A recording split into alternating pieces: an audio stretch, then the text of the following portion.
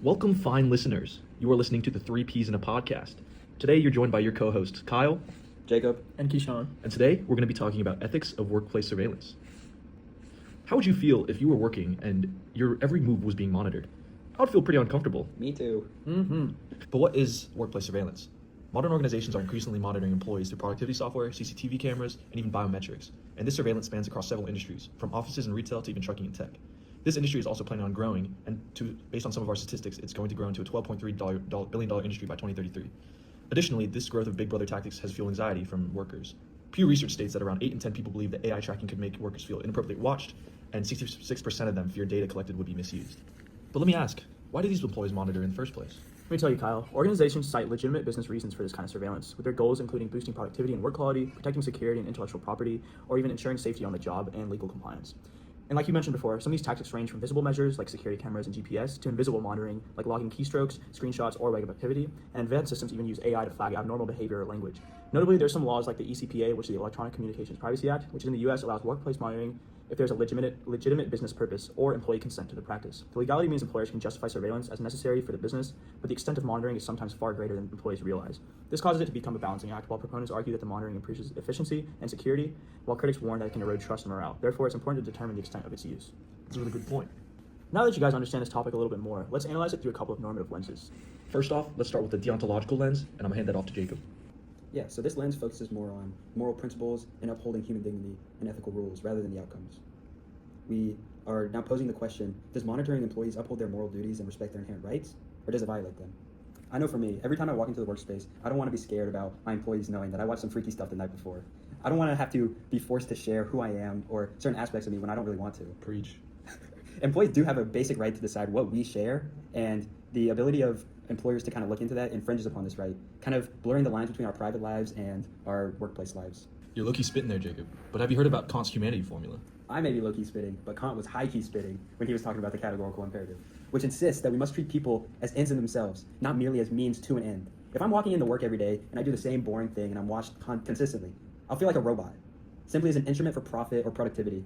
This is kind of instrumentalizing workers, viewing them as just data points or tools to squeeze out efficiency rather than respecting their humanity. Facts. We are people, not items. Now, Kishan, are you invisible or are you ready to talk about transparency? No, I'm not invisible. Deontologists stress the moral duty to be truthful and obtain consent. If a company is monitoring workers covertly or without clear consent, it breaches the duty of honesty and respect. Consent is crucial and needed. Facts.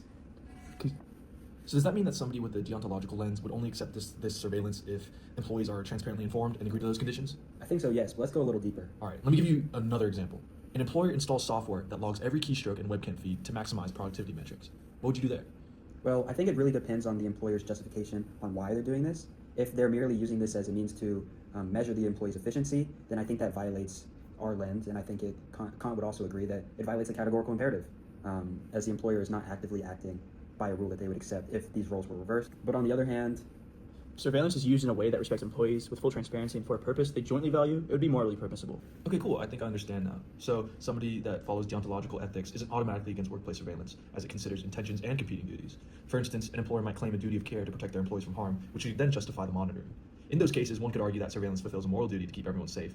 Or a manager might feel the duty of fairness to all employees, meaning that they must prevent a few bad workers from slacking or stealing time, out of respect of all the hardworking ones. sounds good. W understanding. Now let's go look at it through a different lens, the utilitarian lens. But before we get into that next lens, let's hear a thank you for our sponsors, the entertainers. Although their pay is low, their hearts are big, and we send our support for them all the way out to Mars. I would drink a cockroach for them. Utilitarianism is something that I actually understand pretty well. It means that an action is right if it tends to produce the greatest good for the greatest number of people. In this case, in analyzing workplace surveillance, a utilitarian would ask, does monitoring employees produce net positive outcomes for all stakeholders? Oh, I understand it now. So I guess from a utilitarian perspective, workplace surveillance can bring significant benefits when used thoughtfully. For employers and shareholders, it could boost productivity and efficiency, which would lead to better business performance. And many managers can claim that monitoring softwares have increased their output and reduced time wasted on non-work related tasks. Surveillance can also enhance workplace safety and security. For example, CCTV and sensors could prevent theft, fraud, or violence, protecting both the company and its employees. In industries like transportation, monitoring drivers with AI cameras or telematics can reduce incidents, and Amazon even reported a 48% drop in accidents after installing AI cameras in delivery vans. Dang, that's a lot of lives saved. That's a massive positive utility. You know what else is massive? Wait, but if I'm understanding this right, y'all are only looking at the positives that it can bring out, but I feel like a lot of negatives can occur from this. I know, at least that studies have shown that being under constant surveillance can lead to feelings of anxiety and stress and tension. I know for me, when I get in the top 10 in Fortnite, my hands are shaking, so I can't even imagine being watched 24/7 while I'm at work. Additionally, I don't know how trustful I'd be of my management or higher ups if I knew that they were watching me all the time. That's facts. We saw an example at Barclays where an attempt to maximize efficiency via Big Brother software backfired. It caused so much stress and backlash that the bank scrapped it within days. And these dystopian monitoring tactics created anxiety, harming employee well-being without clear long-term benefits, thereby failing that utilitarian test. So a utilitarian would have to look at the pros and cons from this. Surveillance is ethically justified only if the net outcome is positive. If a certain monitoring practice yields significant improvement in safety or productivity versus the stress or harm it's caused, which is relatively minor or mitigated, a utilitarian would likely approve it. For example, tracking drivers' routes and speed may slightly annoy them, but if it prevents accidents and saves lives, the overall utility is much higher than the small inconvenience from having a monitoring on your car. On the other hand, if monitoring is excessively invasive and yields only marginal gains, like logging key movements and mouse movement, only increasing productivity by 2%, but causing major anxiety for 100% of employees, a utilitarian sees a net harm. The scope and purpose of surveillance must be proportionate to the benefits. Oh, I get what you're saying. I think the other day I was reading a case study, I think mentioning Amazon's AI camera monitoring and their delivery vans. Oh, I saw that too. Yeah, it was a good read. But basically what I found is that they reported that there was huge safety improvements, accidents and traffic violations were down significantly, which benefits drivers and the people surrounding them with fewer injuries, maybe even saving some lives. But the drivers did mention feeling uncomfortable being constantly monitored, and that led to stress through the AI monitor. And I think this kind of just overviews the complexity of utilitarianism. These safety gains, or these net goods, must be weighed against the mental stress and loss of the dignity for the drivers. Now that we have a good understanding of the two lenses, let's juxtapose the two. Broken to Socrates. As I was saying, deontology centers around principles, while utilitarianism centers around outcomes. But where do they agree? I think one instance that very clearly jumps out in my mind is them both condemning extreme surveillance. So imagine a company secretly recorded their employees off duty or their private lives. I think they would both agree that this clearly violates their basic rights and creates an uncomfortable situation that provides a lot of disutility for people. A deontologist would kind of see it as disrespectful, intruding upon their dignity, while a utilitarian would see the well-being of employees drop significantly because they don't feel like they can trust their employers and they feel like that they're being watched at all times. Okay, so I guess another example could be when there's transparent safety monitoring, where every employee agrees to certain monitoring because it protects everyone's safety. I guess so one example could be wearing sensors in a chemical plant that alerts if hazard exposure occurs. Here, the duty of care and respect is maintained because it's consensual with a clear moral duty to protect life, and the consequences are also positive because there's fewer accidents and peace of mind. Both frameworks could support this limited but purpose-driven surveillance as ethically permissible. Those are two good points. So overall, surveillance practices that are transparent, necessary, and proportionate tend to satisfy both of these lenses. They don't treat people as mere means, and they also likely improve overall welfare. Now that we see where these two lenses agree, let's see where they disagree. Ooh, an idea has formulated in my cranium. I think they would probably disagree on cases that are not so extreme as the ones we mentioned before. I think a utilitarian would justify secretly filming in the break room if it stopped the theft of the company, as it's the greatest good for the greatest amount of people, i.e. the company. But a deontologist would kind of worry that this treats all employees with suspicion and violates their right to privacy and trust. Oh, okay, I understand. So it could be like sacrificing the utility of a few for the greater good of many.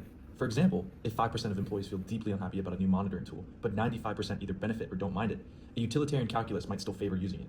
Deontology, by contrast, is more likely to say each individual's rights matter, even if a small number are having their rights trampled. It is unethical. Deontology, by contrast, is more likely to say that each individual's rights matter, even if a small number of them are having their rights trampled. It's unethical.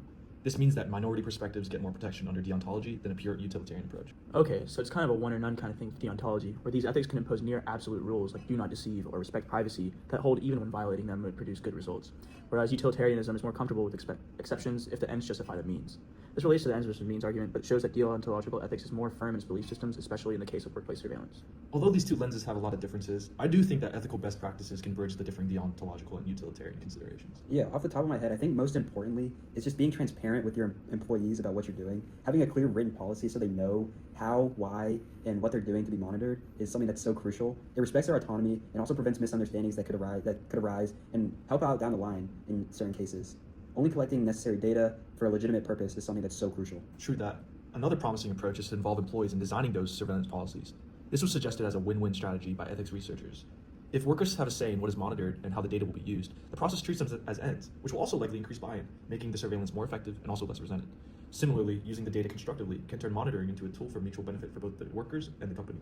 Hey, I got one more. There should also be continual, regular review. To satisfy these utilitarian ideals, companies should continually be asking, is the surveillance they're doing actually benefiting them as it's intended, or is it causing unforeseen harm? If a monitoring practice isn't yielding enough benefit to justify its intrusion, scale it back or just discontinue it.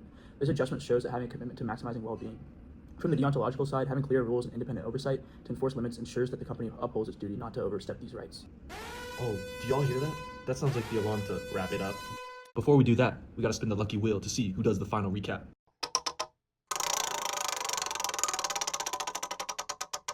Oh my god! It landed on Jacob. Bruh.